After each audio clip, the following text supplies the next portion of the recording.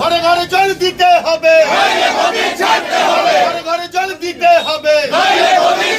नेता चैताली तिवारी के नेतृत्व में पीने के पानी की मांग को लेकर ज्ञापन सौंपा।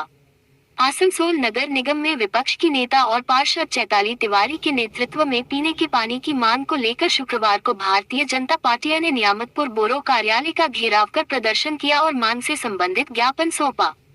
इस दौरान आसनसोल नगर निगम में प्रतिपक्ष की नेता चैताली तिवारी ने आसनसोल नगर निगम पर कुल्टी के 28 वार्ड के लोगों के साथ पीने का पानी को लेकर भेदभाव का आरोप लगाया।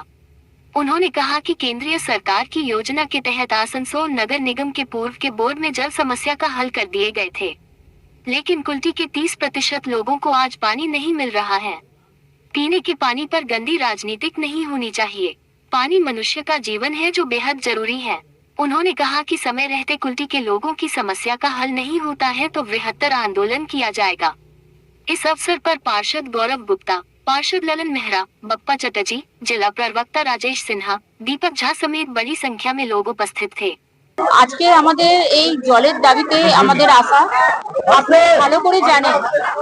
আপনারা ভালো করে জানেন যে গত ভোট আমাদের কুলটিবাসী জলের সমস্যার জন্য যেই কারণে 70% জল দেওয়ার পুরো পরিকল্পনা ওনারা করেছিলেন এবং সমস্যার সমাধানও হয়ে গেছে।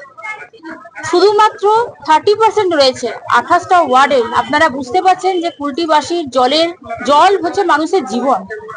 সেই জল ওনারা 30% দিতে চাইছেন না। কেন দিতে চাইছেন না?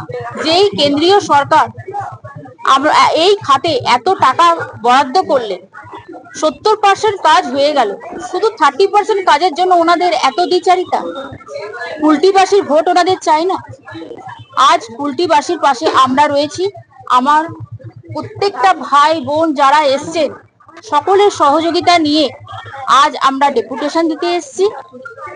আমরা আশা রাখবো যে নিশ্চয়ই ওনারা এবারে কর্ণপাত করবেন, কুলটিবাসীর কথা ভাববেন।